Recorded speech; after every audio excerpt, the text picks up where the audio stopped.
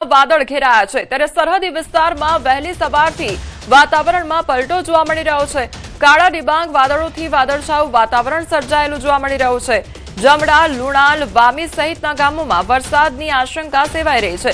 વરસાદની ભીતિથી ખેડૂતો ચિંતિત બન્યા છે તો બાજરી સહિતના ઊભા અને કાપેલા પાકને નુકસાન જવાની ભીતિ પણ સેવાઈ રહી છે। અગાઉના વરસાદથી નુકસાન ભોગવેલા ખેડૂતોમાં ફરી ચિંતા વધી રહી છે।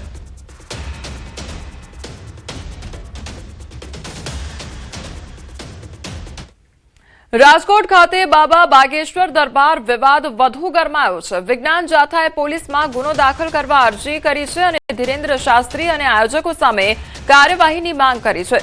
કાર્યક્રમમાં અંધશ્રદ્ધા પ્રોત્સાહિત કરાઈ હોવાનો આરોપ લગાવવામાં આવી રહ્યો છે તો પરચી કાઢવી, ધૂણવા જેવી પ્રવૃત્તિઓ સામે ગંભીર પ્રશ્નો ઉઠ્યા છે। આયોજકો પર નિયંત્રણ ન હોવાનો દાવો પણ કરવામાં આવી રહ્યો છે। તો બાબા બાગેશ્વરનો દરબાર જે યોજાયો તે વિવાદ હવે વધુ એકવાર ગરમાયો છે। સો મોટો દાખલ કરીશું તેવું પણ કહેવામાં આવી રહ્યું છે। ધૂણવાના દ્રશ્યો શરમજનક ઘટના બની છે। લોકોનું માથું નીચું થઈ ગયું છે। તો આ બધી પરિસ્થિતિની અંદર વિજ્ઞાન જાથાએ આ વખતે બાબા બાગેશ્વર ધીરેન્દ્ર શાસ્ત્રી ઉપર વગર લાયસન્સે ઉપચાર કરવો માનસિક બીમાર લોકોનો અને તે સંબંધી તેના ઉપર અલગ ગુનો દાખલ કરવો। આયોજકો રાતના 12 વાગ્યા સુધી 50 મોટા સ્પીકરો વગાડે છે, ઘોંઘાટ કરે છે, મંજૂરીનું પાલન નથી કરતા, જાહેરનામાનો ભંગ કરે છે। તે સંબંધી આયોજકોના તમામ સદસ્યો ઉપર પણ ગુનો દાખલ કરવાની પ્રક્રિયા હાથ લીધી છે। એકાદ બે દિવસની અંદર નિવેદન આધારે એફઆઈઆર દાખલ કરવામાં આવશે। વલસાડમાં લવ જેહાદ મુદ્દે જૈન સમાજ અને વીએચપી મેદાને આવ્યું છે। વિધર્મીઓ હિન્દુ યુવતીઓને શિકાર બનાવતા હોવાનો દાવો કરવામાં આવી રહ્યો છે તો બોરડીની 2 યુવતીઓએ વિધર્મી સાથે લગ્ન કરી લેતા વિવાદ સર્જાયો છે। ગુજરાત અને મહારાષ્ટ્રના લગ્નના કાયદામાં તફાવત છે। લગ્નના કાયદામાં તફાવતનો વિધર્મીઓ ફાયદો ઉઠાવે છે। જૈન સમાજ અને વીએચપી પોલીસ વડાને આવેદન આપ્યું છે। મહત્વનું છે કે ગુજરાતમાં લવ મેરેજ કરવા માટે માતા પિતાની સંમતિની જરૂર પડે છે જ્યારે મહારાષ્ટ્રમાં આ પ્રકારનો કોઈ કાયદો ન હોવાથી વિધર્મી યુવકોએ મહારાષ્ટ્રમાં લગ્ન કરી લેતા હોવાનો જૈન સમાજ દ્વારા આક્ષેપ લગાવવામાં આવ્યો છે। જ્યાંના છોકરાઓ કે અસામાજિક તત્વો બોરડી ગોલવાડા આ એરિયામાં ભણવા માટે આવે છે અને છોકરીઓનું ફસાવણું કરે છે ત્યાં એરિયામાં। હવે અહીંયા એક લૂપહોલ એવી રીતના છે કે ગુજરાતમાં કાયદો છે કે છોકરીઓ સાથે છોકરા છોકરીને મેરેજ કરવા હોય તો અહીંયા મંથની નોટિસ પીરિયડ અથવા ઇન્ટિમેશન પેરેન્ટ્સને જાય છે। બટ અહીંયા મહારાષ્ટ્રમાં એ રૂલ નથી, એનું લૂપહોલનો ફાયદો ઉચકે છે। લંડન અથવા આવી રીતના એમને લઈ જાય છે બ્રેન વોશ કરીને અહીંયાથી। અમે એ મુદ્દાને લઈને અહીંયા એસપી સાહેબ પાસે આવ્યા હતા, એમને રજૂઆત કરી છે, એમને બધી જાણ કરી છે।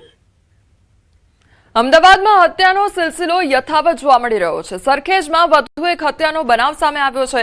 લગ્નના માત્ર 3 મહિનામાં પતિએ પત્નીની હત્યા કરી કાઢી।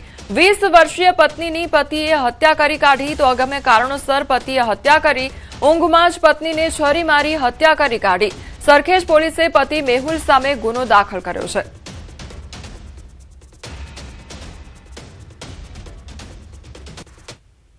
સરખેજ પોલીસ સ્ટેશનની હદમાં આવેલા એક ધાબા પર એક યુવતીની હત્યા થઈ ગઈ અને આ દ્રશ્યો જોઈ શકો છો કે આજે આ હત્યા થઈ છે એ સ્થળ છે કે જ્યાં 20 વર્ષની યુવતી હતી અને તેના પતિએ જ તેની હત્યા છે તે કરી દીધી છે।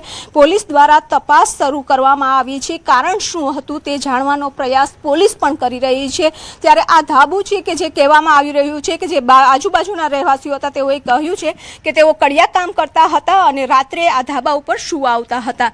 भैया जो लड़की का जो मर्डर हुआ है आपने क्या देखा?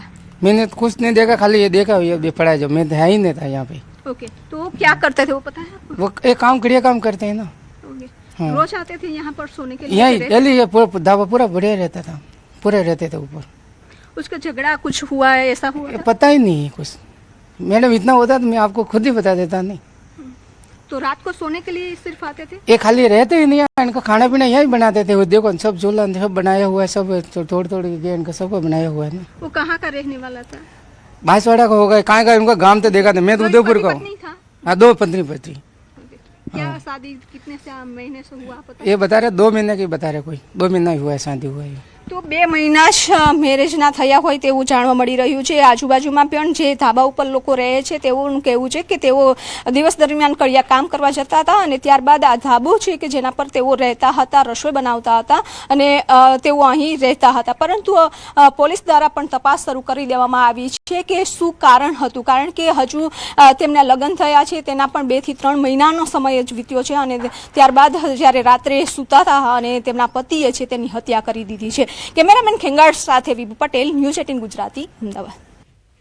સાબરકાંઠાના ગામભોઈ રણાસણ સ્ટેટ હાઈવે પર ગમખ્વાર અકસ્માતમાં 3ના મોત નીપજ્યા છે. કાર અને રિક્ષા વચ્ચે અકસ્માત સર્જાયો હતો અને ઘટના સ્થળે જ 3 મહિલાના મોત નીપજ્યા છે. 2 થી વધુ લોકો ઘાયલ થયા છે તો ઘાયલોને હિંમતનગર સિવિલ ખાતે 108 મારફતે ખસેડવામાં આવ્યા છે. અકસ્માતને લઈ લોકોના ટોળે ટોળા પણ ઉમટી પડ્યા હતા. ગામભોઈ પોલીસ ઘટનાસ્થળે પહોંચી વધુ તપાસ હાથ ધરી છે.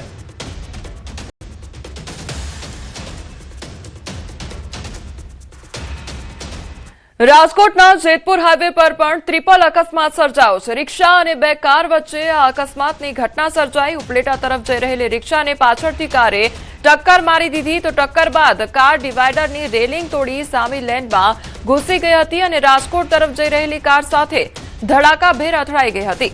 અકસ્માતમાં રિક્ષા ચાલક સહિત અન્ય લોકો ઇજાગ્રસ્ત થયા છે. જેતપુર પોલીસે ઘટનાસ્થળે પહોંચી તપાસ શરૂ કરી છે. અકસ્માતને પગલે હાઈવે પર ટ્રાફિક સમસ્યા પણ સર્જાઈ હતી.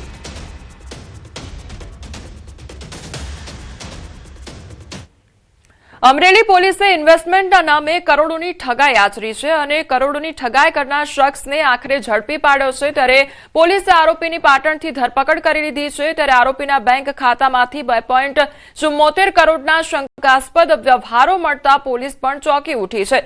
શેરબજારમાં ઊંચા વળતરની લાલચ આપીને એક ફરિયાદી સાથે અલગ અલગ યુપીઆઈ આઈડી મારફતે 69,441ની ઠગાઈ આચરવામાં આવી હતી.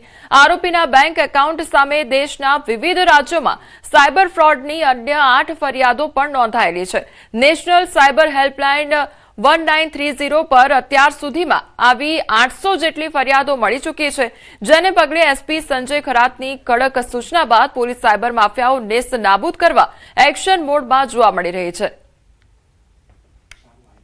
ત્યારે અમે આ સાગર અને એનો સાગરીતો છે એ લોકોને અકાઉન્ટનો અભ્યાસ કર્યા ત્યારે આ લોકોને બહુ ટૂંક સમયમાં એટલે છેલ્લા 1 મહિનામાં એના અકાઉન્ટમાં જે ટોટલ ટ્રાન્ઝેક્શન છે એ પણ લગભગ 2.5 કરોડ કરતાં વધારે પ્રમાણમાં ટોટલ ટ્રાન્ઝેક્શન થાય છે.